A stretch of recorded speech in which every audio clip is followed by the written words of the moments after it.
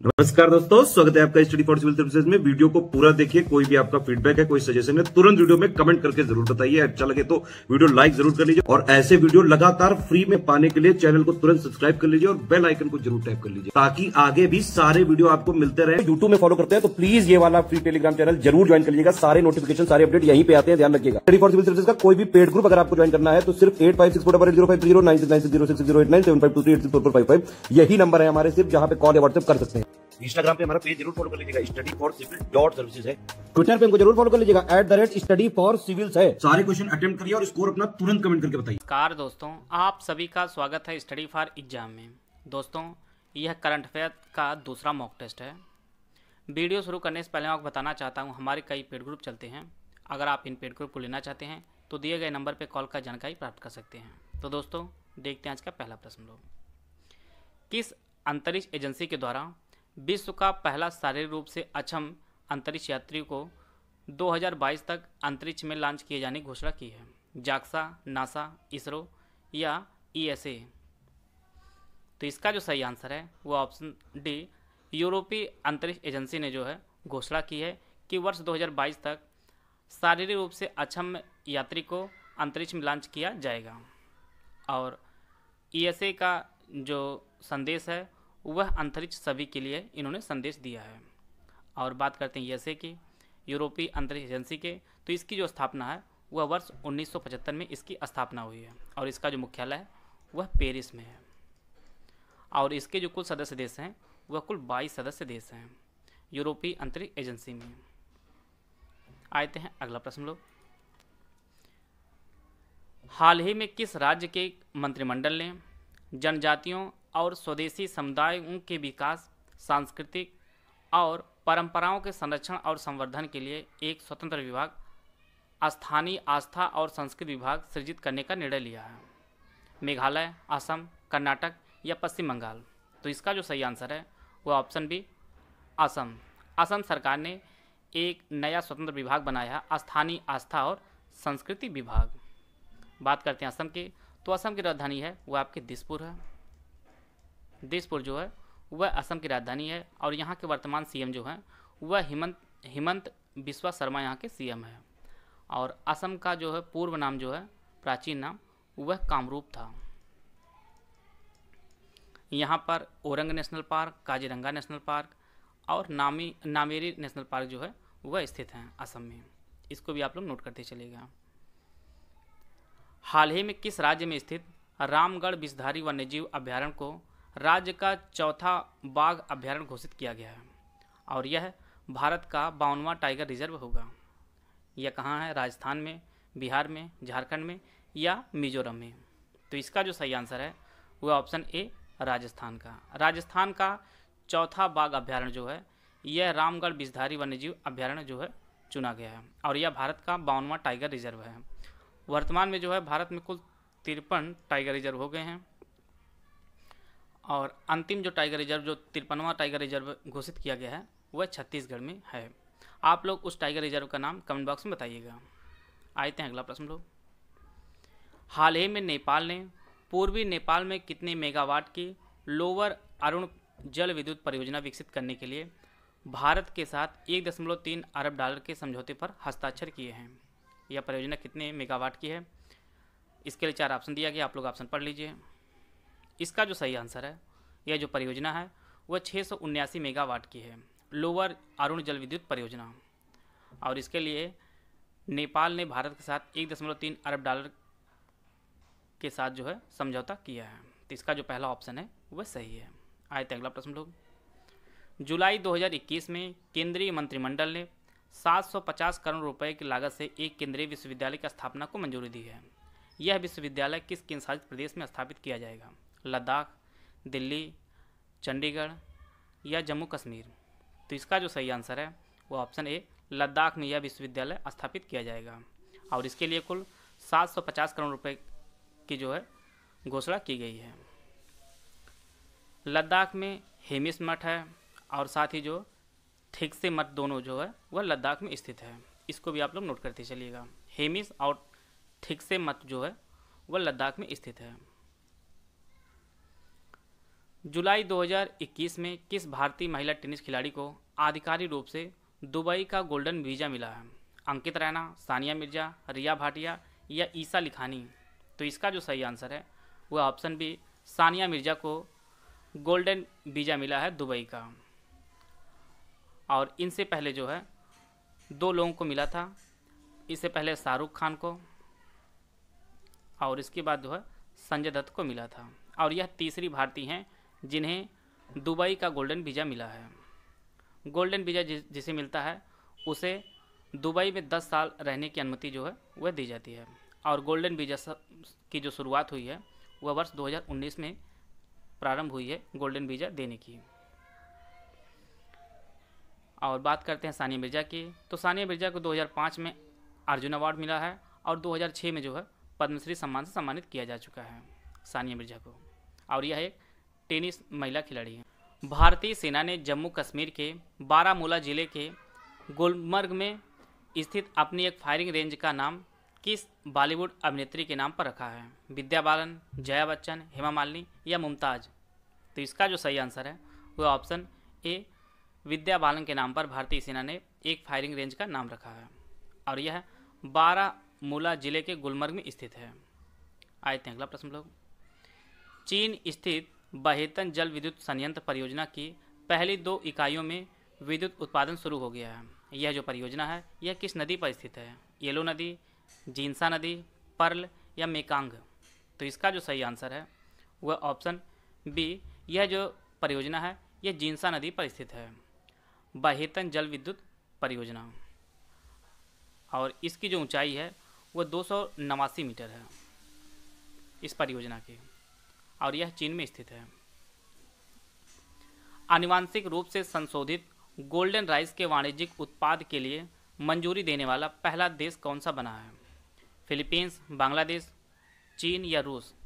तो इसका जो सही आंसर है वह ऑप्शन ए, फिलीपींस ने जो है मंजूरी दी है। और यह वाणिज्यिक मंजूरी देने वाला पहला देश बना है गोल्डन राइस का। गोल्डन राइस में जो है वह विटामिन ए की अधिकता होती है। विटामिन ए गोल्डन राइस में पाया जाता है। और अंतर्राष्ट्रीय चावल अनुसंधान संस्थान में जो है वह फिलीपींस में ही स्थित है। आए थे अगला प्रश्न लोग। 13 जुलाई 2021 को केंद्रीय वित्त और कॉरपोरेट कार्य मंत्री निर्मला सीतारमण ने किस पड़ोसी देश के वित्त मंत्री के साथ संयुक्त रूप से एक आभासी समारोह में भीम यूपीआई का शुभारंभ किया है? नेपाल, बांग्लादेश, भूटान या म्यांमार? तो इसका जो सही आंसर है वो ऑप्शन सी, भूटान। निर्मला सीतारमण ने भूटान के वित्त मंत्री शेरिंग के साथ जो है एक समारोह में भीम यूपीआई का शुभारंभ किया है। और भारत में जो है भीम ऐप को वर्ष 2016 में लॉन्च किया गया था। आए थे अगला प्रश्न लोग। हाल ही में किस राज्य के विधानसभा द्वारा संविधान के अनुच्छेद 169 के तहत राज्य में विधान परिषद का गठन करने से संबंधित प्रस्ताव को 2/3 बहुमत से पारित किया है? तेलंगाना, पश्चिम बंगाल, त्रिपुरा या असम? तो इसका जो सही आंसर है वह ऑप्शन बी, पश्चिम बंगाल ने जो है इसे पारित किया है 2/3 बहुमत से। और वर्तमान में कुल 6 राज्यों में विधान परिषद है, जिनमें आंध्र प्रदेश, तेलंगाना, उत्तर प्रदेश, बिहार, महाराष्ट्र और कर्नाटक शामिल हैं। तो टोटल 6 राज्यों में विधान परिषद है। और इसके लिए जो है पश्चिम बंगाल ने 2/3 बहुमत से जो है पारित किया है विधानसभा में। आए थे अगला प्रश्न लोग। भारत की सबसे बड़ी तेल कंपनी इंडियन ऑयल कॉरपोरेशन तेल और स्वच्छ ऊर्जा दोनों रूपों की बढ़ती मांग को पूरा करने के लिए देश का पहला ग्रीन हाइड्रोजन संयंत्र कहां पर स्थापित करेगी? गोरखपुर, नोएडा, लखनऊ या मथुरा? तो इसका जो सही आंसर है वो ऑप्शन डी, मथुरा में स्थापित करेगी। भारत की सबसे बड़ी तेल company Indian oil corporation green hydrogen संयंत्र जो है यह मथुरा में स्थापित करेगी। बात करते हैं इंडियन ऑयल कॉरपोरेशन की, तो इसकी जो स्थापना हुई है वह 1959 में जो है इसकी स्थापना हुई है। और यह एक महारत्न कंपनी है। आए थे अगला प्रश्न लोग। हाल ही में किस देश ने अंतरिक्ष में स्पेस राइस की अपनी पहली फसल की कटाई की है? चीन ने, जापान ने, अमेरिका ने या रूस ने? तो इसका जो सही आंसर है वह ऑप्शन ए, चीन ने जो है स्पेस में अपने स्पेस राइस की पहली फसल की कटाई की है। इन्होंने चांग E5 मिशन से जो है चावल के बीज भेजे थे अंतरिक्ष में। आते हैं अगला प्रश्न लोग। हाल ही में सड़क परिवहन और राजमार्ग मंत्री नितिन गडकरी ने किस राज्य में स्थित मकरू पुल का उद्घाटन किया है? मणिपुर, उत्तराखंड, सिक्किम या अरुणाचल प्रदेश? तो इसका जो सही आंसर है वह ऑप्शन ए, यह जो पुल है यह मणिपुर में स्थित है, जिसका उद्घाटन नितिन गडकरी ने किया है और यह मणिपुर के तामेंगलोंग जिले में स्थित है और इसकी जो कुल लागत आई है वह 45 करोड़ इसकी कुल लागत आई है और मणिपुर की जो राजधानी है वह इम्फाल है। आते हैं अगला प्रश्न लोग। हाल ही में इंग्लैंड के लिवरपूल शहर को यूनेस्को की विश्व धरोहर स्थलों की सूची से बाहर कर दिया गया है। इसे विश्व धरोहर स्थल का दर्जा किस वर्ष प्राप्त हुआ था? 2001, 1999, 2004 या 2007? तो इसका जो सही आंसर है वह ऑप्शन डी, इसे 2004 में जो है विश्व धरोहर स्थल का दर्जा प्राप्त हुआ था और यह प्रतिष्ठित सूची से हटाए जाने वाला तीसरा स्थल बना है लिवरपूल। और यह 18वीं और 19वीं शताब्दी में जो है यह प्रमुख बंदरगाह हुआ करता था और वर्तमान में जो है भारत में कुल 40 विश्व धरोहर स्थल है और 40वां जो है वो आपका धौलावीरा है। धौलावीरा जो है वह भारत का 40वां विश्व धरोहर स्थल है और यह सिंधु सभ्यता का पहला स्थल है जिसे विश्व धरोहर स्थल के रूप में शामिल किया गया है। हाल ही में 2020 का टोक्यो ओलंपिक का पहला स्वर्ण पदक किस देश के खिलाड़ी यांग कियान ने जीता है? यह खिलाड़ी कहाँ के हैं? जापान, चीन, अमेरिका या भारत? तो इसका जो सही आंसर है वह ऑप्शन बी, चीन की। यांग कियान जो है वह चीन के खिलाड़ी हैं और इन्होंने टोक्यो ओलंपिक का पहला स्वर्ण पदक जीता है। टोक्यो ओलंपिक जो है यह ओलंपिक का 32वां संस्करण था जिसे पिछले वर्ष आयोजित किया गया था।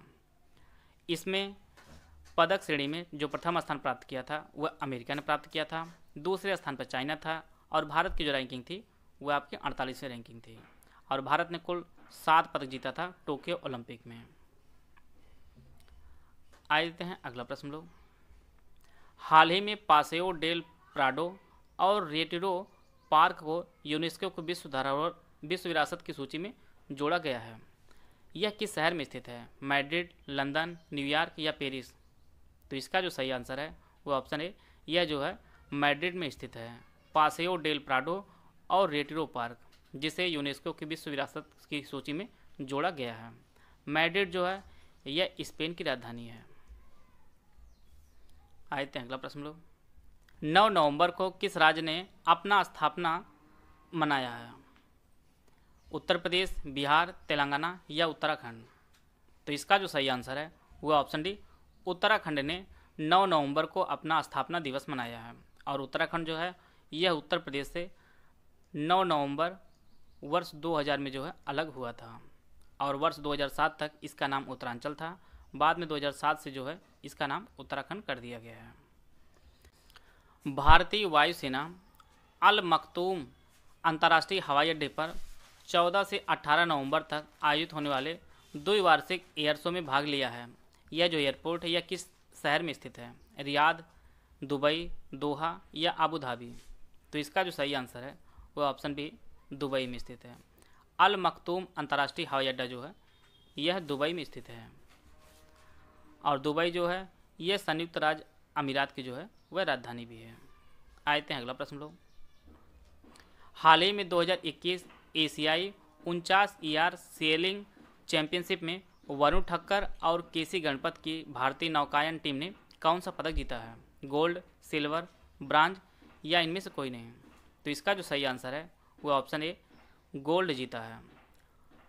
2021 एशियाई 49 ER सेलिंग चैंपियनशिप में वरुण ठक्कर और केसी गणपत की भारतीय नौकायन टीम ने गोल्ड मेडल जीता है और यह जो प्रतियोगिता है यह ओमान में आयोजित की गई थी। आप लोग बताइएगा कि ओमान की राजधानी कहाँ पे? इसका उत्तर आप लोग कमेंट बॉक्स में जरूर बताइएगा। वीडियो अगर आपको अच्छा लगे तो आप लाइक कर सकते हैं, चैनल सब्सक्राइब कर लीजिए। वीडियो को पूरा देखें, धन्यवाद। जय हिंद, जय भारत।